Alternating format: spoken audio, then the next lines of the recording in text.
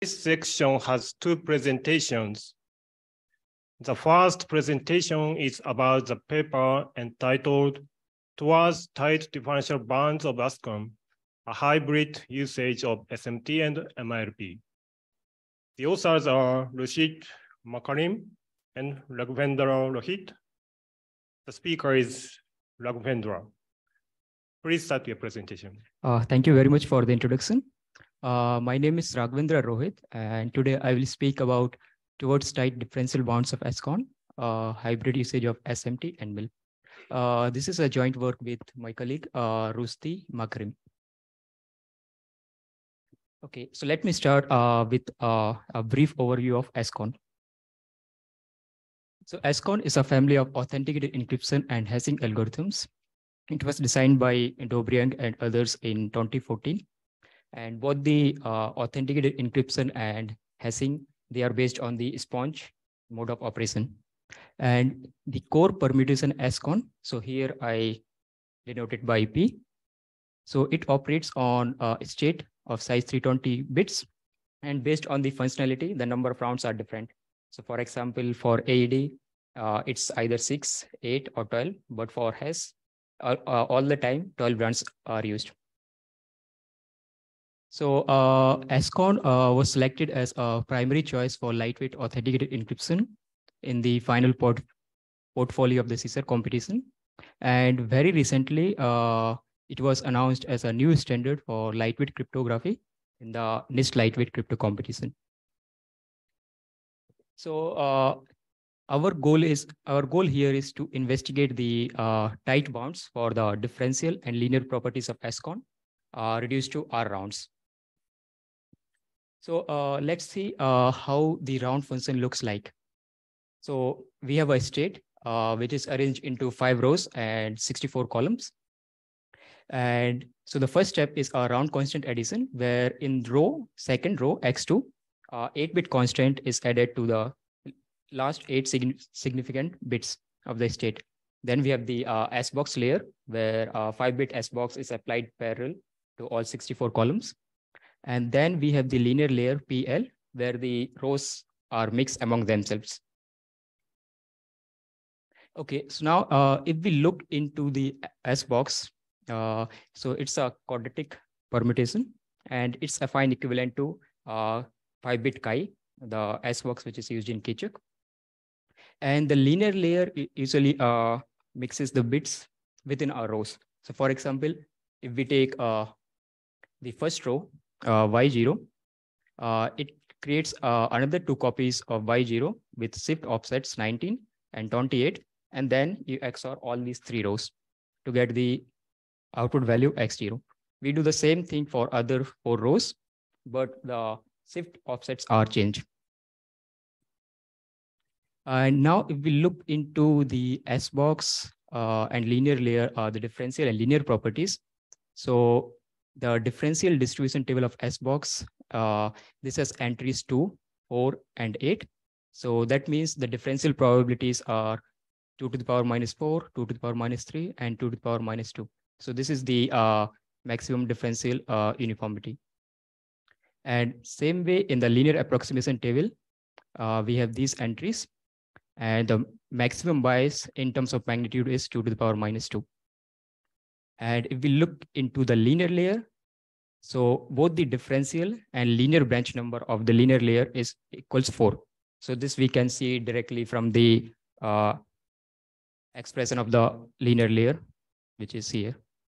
So we can see from here the differential and linear branch number both are 4. Okay, so now here I will discuss the state-of-the-art differential and linear bounds on the ASCON permutation, and I will also discuss the contribution of this work.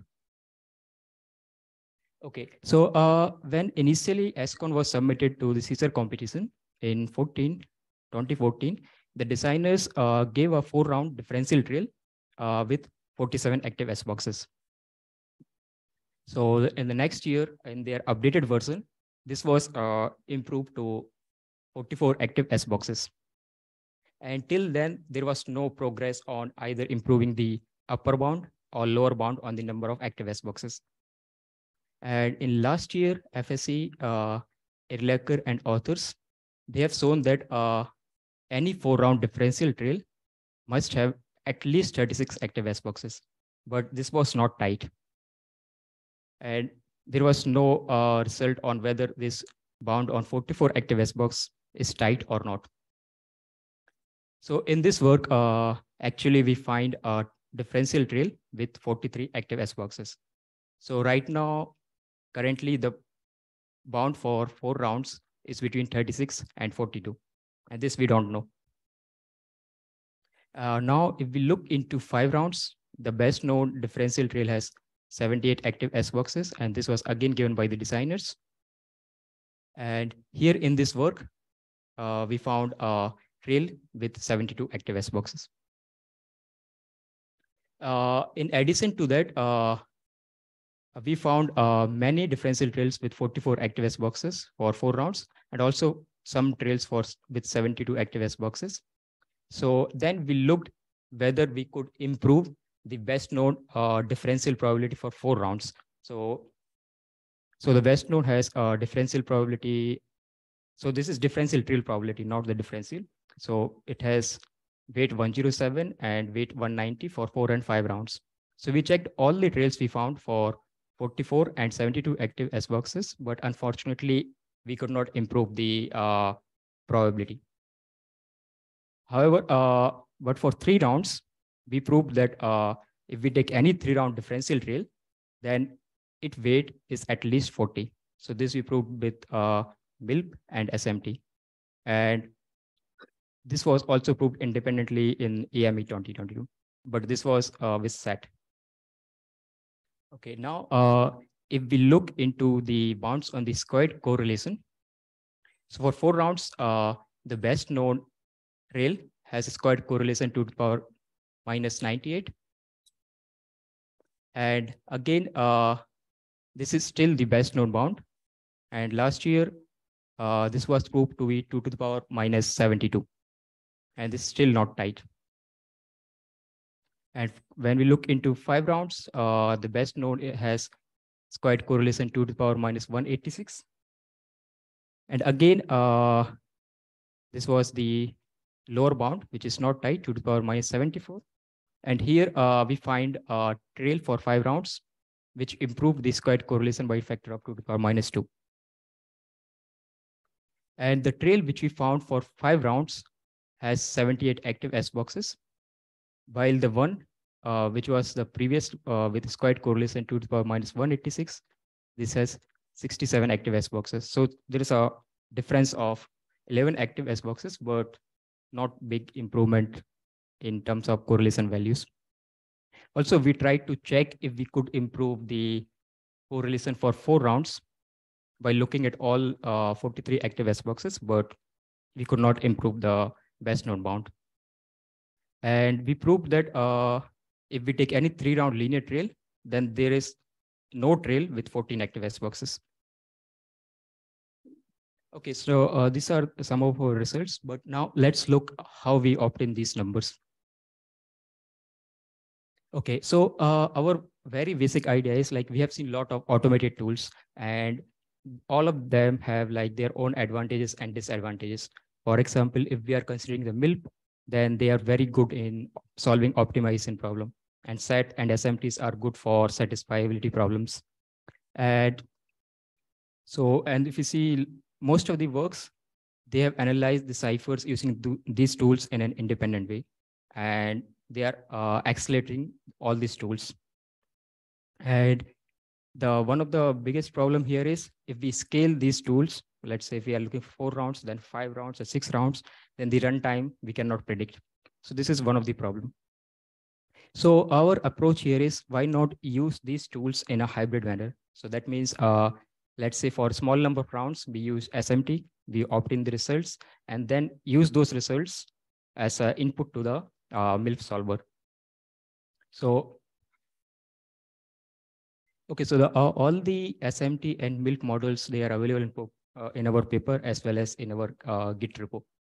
So I will not discuss them, but at a very high level, I will discuss the approach. Okay, so what we did, we started with 2 2-round trails. So here whenever I say DI, that means the number of active S boxes at ith round is DI. So first we find all valid pairs D0 and D1 for which results in a differential trail with D0 active S boxes and D1 active S boxes at round 0 and 1. So we find all these valid pairs. So for example, if I have 1, 3, that means this pair is valid. And if we have this pair like 3 and 4, this will never give me a possible differential trail. So this is invalid. Similarly, we have 10, 3, 16, 3, and 18, 3.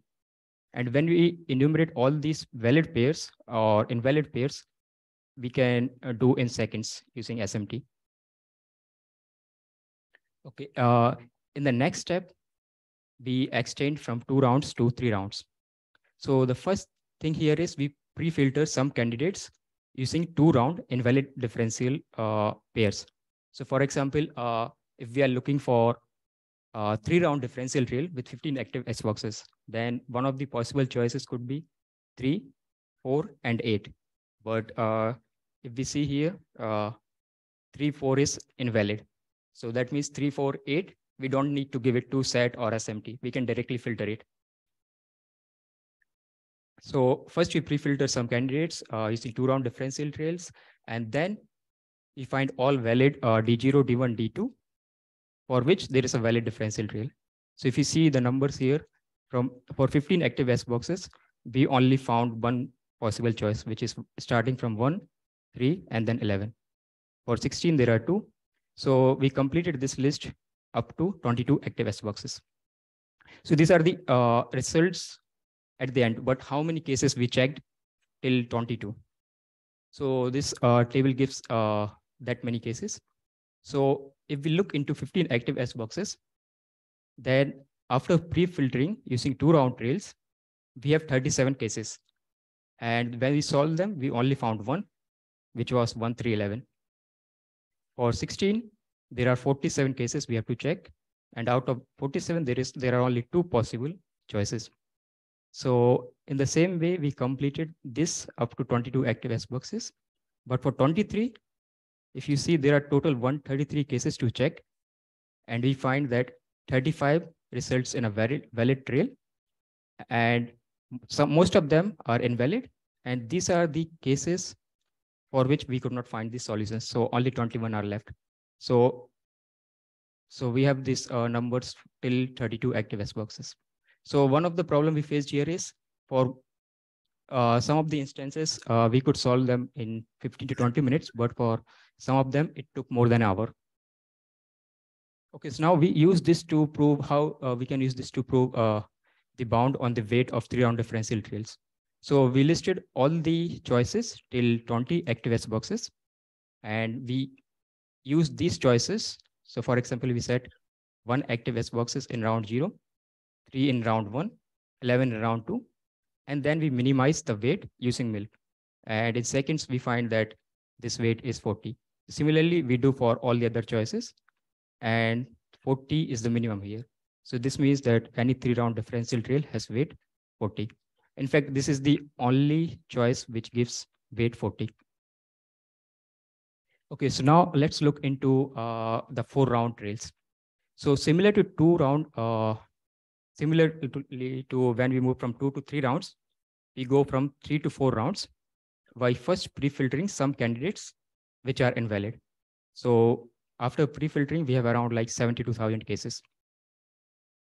Next, what we do, we have all the valid pairs for up to 22 active S boxes and some valid pairs from 23 to 32 active S boxes. So we extend all those valid pairs in forward and backward directions. So there are a lot of constants we found. So for them, I suggest to see lemmas 1 to 4 in our paper. But what happened when we were extending these trails, we found a differential trail with 43 active S boxes at this point. And this directly reduced the number of candidates from 72,000 to around 11,000. And the overall runtime to get this number is around 8 CPU days. This is on single core. So now if we apply the results from, so this we did not know when we submitted this work, these results. So now if we apply these results from by Erlacher and others, then there are 36 active S boxes. So if we use this, then this will reduce from 11,000 to 9793 candidates. So that means if we somehow solve this many cases, then we will know the exact minimum number of active S boxes for 4 rounds. So now this may seem a bit small, but the problem is most of them returns false within 2 to 20 minutes, but there are some candidates for them, it may take hours or we don't even know the time. So this is a big problem. So how we can reduce these cases a bit further? So one of the approach we tried. So when we looked into these cases, we find that there are 954 cases where there are 5 active S boxes at round 0. So either we can give all these cases to SMT or MILP and solve them individually, or what we can do, we can consider all necklaces with weight 5 at round 0 and check what is the how much time it's taking to solve them. So we checked around 105 necklaces, and for each of them, the average time to solve those cases was around 2.5 minutes. So we can give the time to solve all these cases. Another approach could be when, again, instead of looking D0 equals 5, we can consider D1 equals 5. And in this case, there are 504 choices. So then we solved all these necklaces in around 5 days, but we could not find any 4-round trail of the form D0, 5, D2, D3. So this means we can, all these 50 cases are infeasible. So right now, the number of cases are 9289. Okay, so again, I want to stress here, it's very difficult to predict the time to find the exact bound, but maybe we can look into these cases more in a more clever way and find like some good estimates on the time. For example, we can look into D1 equal to 6 as well and enumerate all those necklaces. Okay, so we used a similar approach for 5-round differential and linear trails, and we found, so this is a trail with 72 active S boxes. So these are the configuration of the S boxes in each round. And the 5-round linear trail we found is this one with 78 active S boxes and correlation 92. So that means squared correlation 184. Sorry, 1 minute. Yeah. 1 minute. Yeah. Okay, so to conclude the talk, so we improved the differential linear bounds of SCON. So by improving, basically, I mean, we improved the upper bounds, not the lower bounds. And so this is with using MILP and SMT in a hybrid manner.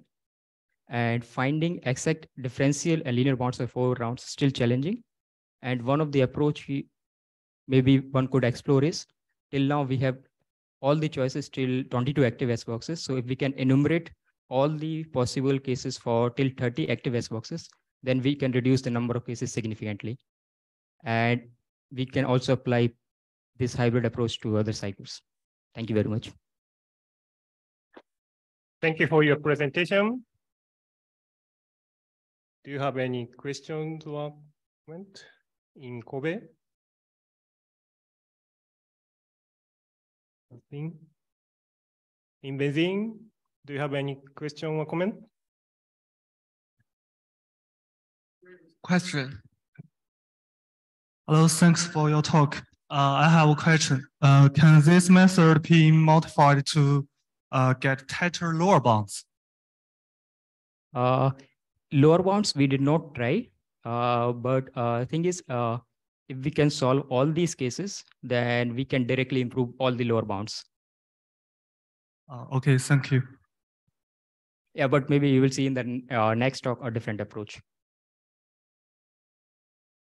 Do you have any other questions or comment in online? Nothing. Okay, this presentation is now closed. Thank you. Thank you very much. Let's thank speaker again.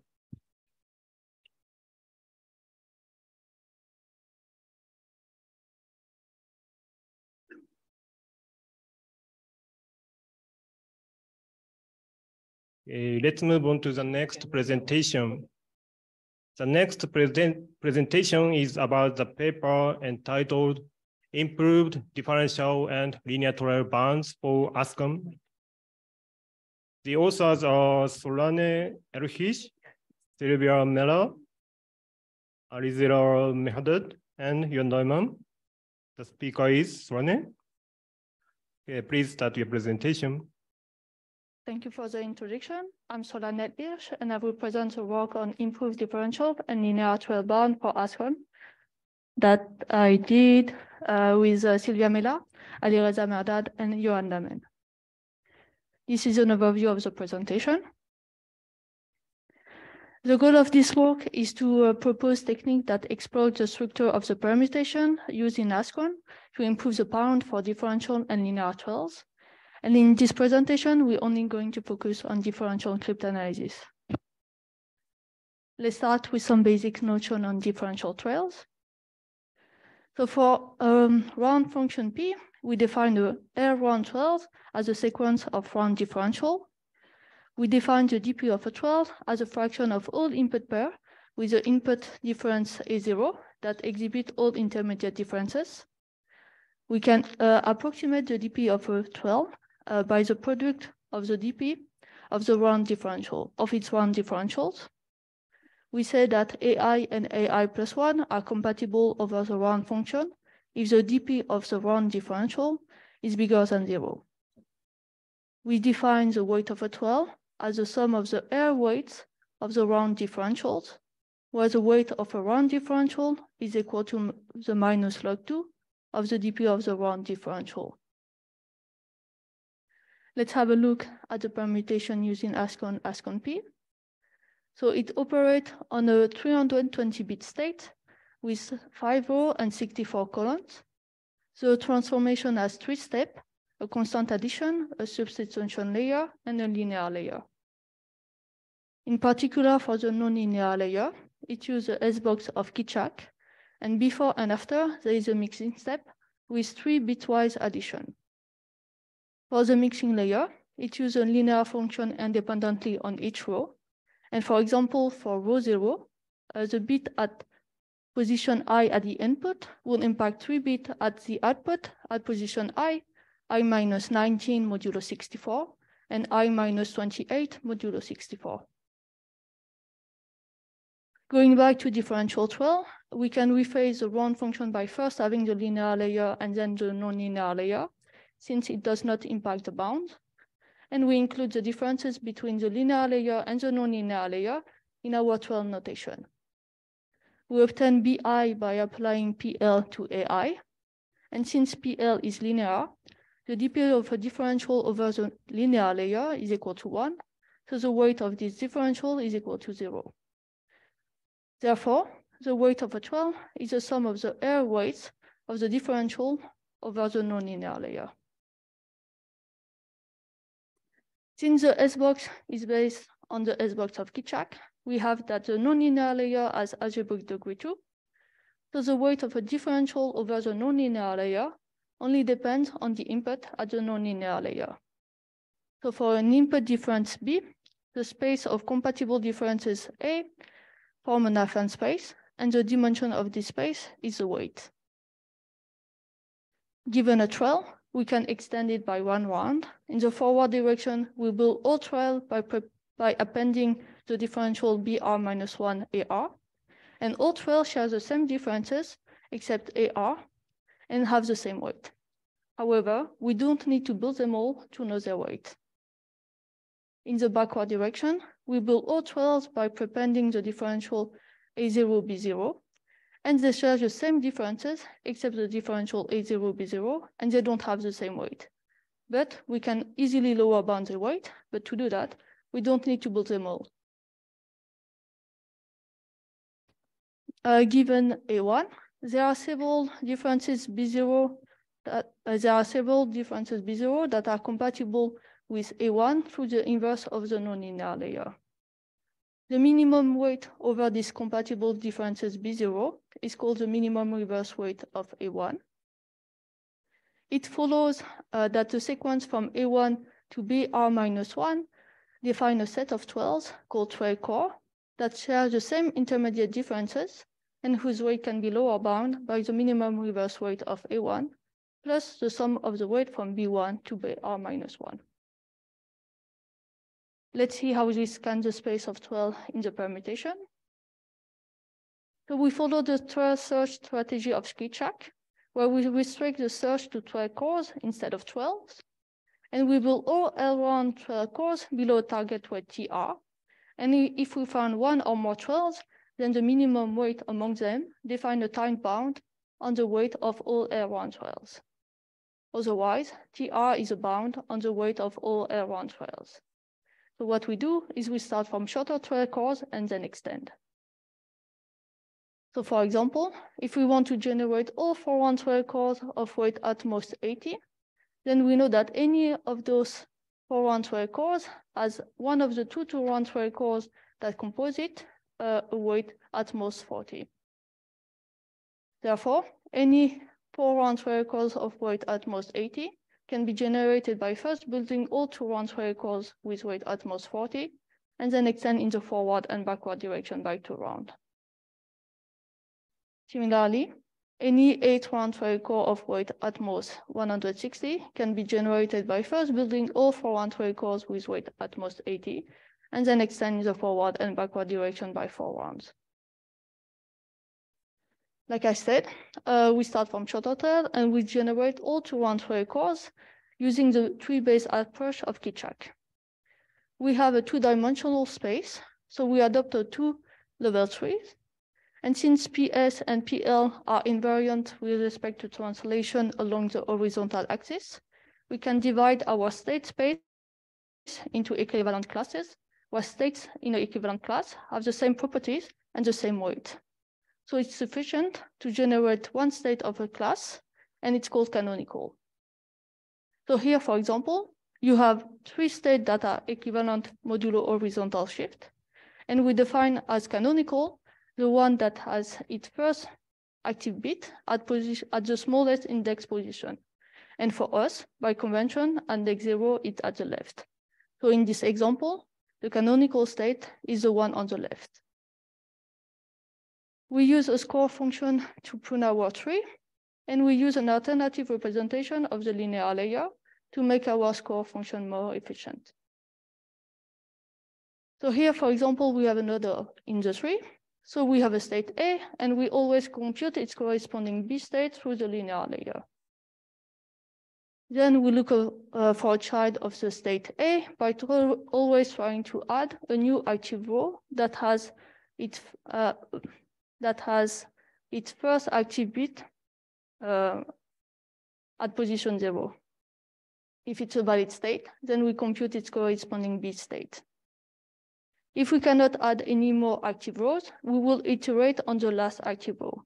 So we look for the child of the last active row by always trying to add a new active bit after the last bit position. If it's a valid state, again, we compute its corresponding B state.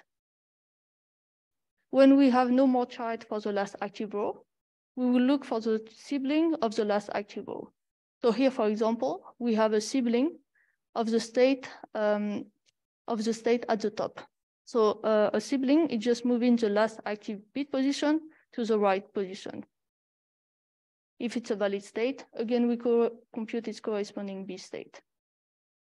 And then we look for a child in the last active row, again, by adding a new active bit after the last active bit position. To prune our tree, we use a score function that will lower bound on the weight of a node and all its descendant. We have that the nonlinear layer is applied in parallel on 5-bit column, and adding a bit at an active column at A or at B cannot make it passive. And since each active column contributes at least 2 to the weight, we can base our score function on the number of active columns at A and at B. However, at B, this is suboptimal. But because of the way we construct our state at A, we know that bit in all active rows, but the last one will always remain active. So we can consider the contribution to the weight.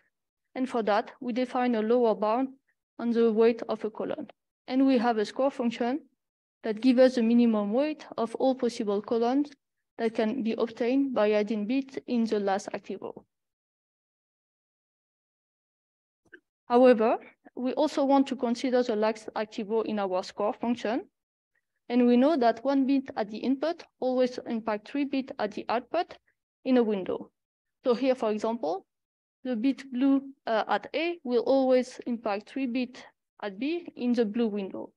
So it means that all bits in the red window will remain stable. And by stable, it means that they will be present in all descendants of a node. So we can consider them in our score function. In fact, this optimization was done for subterranean, where the iterated permutation operates on a 257-bit state, and where the mixing layer is similar. By similar, I mean that 1 bit at the input always impacts 3 bits at the output in a window. So this is an example for row 2. However, when we look at row 0, we see that in this example, the green bit at A will impact 3 bits at B in the green window. So in this example, we have only 3 bits that can be considered in our score function. And what we want is something similar to what we have for row 2. So we want the smallest blue window possible and the biggest red window possible.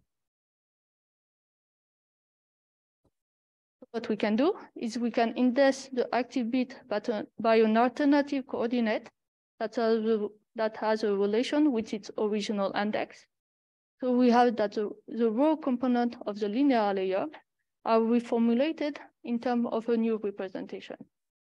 So we go from not considering 29 bits in our score function to not considering only 6 bits in our score function. Extension is also done through a tree search, where we'll build AR or B0. And since PL apply a linear function to each row independently, we can determine the bit that will remain active at A0 and BR. We also need a score function to lower bound the weight of the R+1 round trial cores that are obtained. In the forward direction, our score function will lower bound on the weight of BR while building AR. We follow the approach using to-do, and we have the stable bit at BR that are represented by a stability mask M, and BR and M will give us the stable bits of BR, and each active column of BR will also remain active in all its descendants. And since each active column contributes at least 2 to the weight, we can base our score function on twice the number of active columns of BR and M. For the backward extension, we have 2 methods for the score function, one using compatible patterns as it was the case for K-P, and an envelope space method. We also want to consider the contribution of A0 in our score function. And to do that, we also use stability mask M again to determine the stable bits of A0. Our score function will be divided by 2, with one score A that will lower bound on the minimum reverse weight of A0, and the score B that will lower bound on the weight of B0. So for the method using compatible patterns, we have that the score B is computed as it was for K-P. So we only take the sum of the minimum weight of each column in B0. And the score A is based on the stable bits of A0, again using stability mask. We use this method when we have a small number of active columns in A1.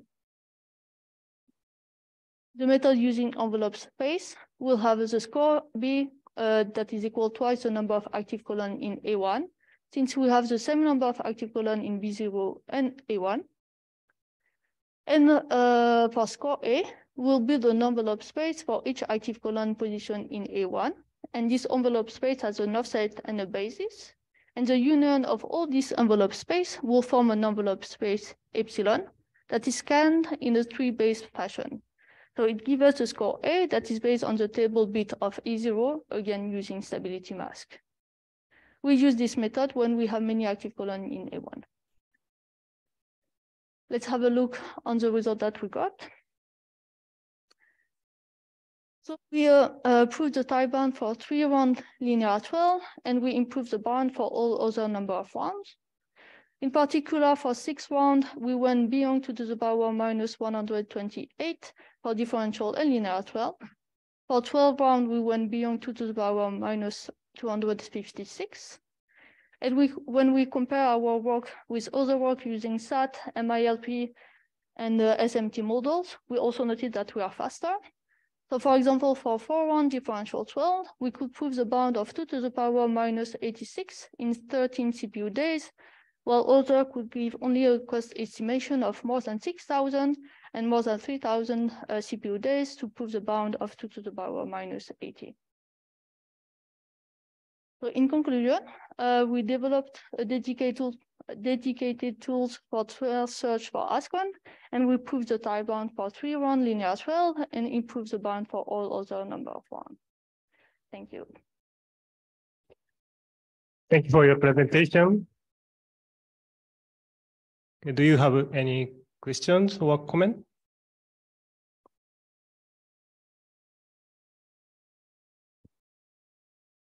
Thank you for your talk. I was wondering that we discussed in the big circle chi presentation that for small chi function, we can do this exhaustively. But as far as I understand, the score function actually needed for the linear layer, not the S box. So do you have any comments on this? Is it possible to do it in exhaustive search? I mean, instead of using this tree search, can you do it exhaustively? Because it's small S box, as we discussed in the big circle chi presentation.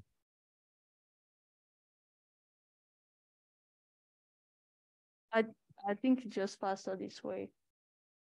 Sorry? I think just faster this way, like Okay. to do it this Okay. way. Okay. And I understand that Subterra and ESCON, the difference they are in the linear layer. But as a generic method, is there any basic difference between these two approaches of big circle chi work and this work that I wanted to know? So it's easier because the linear layer is easier to analyze than it is for this cycle chi. Okay. That's why we cannot really use this technique in what they did. Okay. Thank you. Do you have any other question or comment in Kobe? Beijing, do you have any questions or comment? Or in online?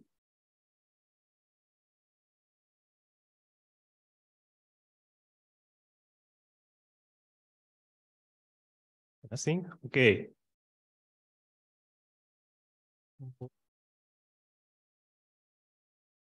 Okay, this presentation is now closed. Let's speaker thank again. And this session is now closed. Thank you. Let's have lunch.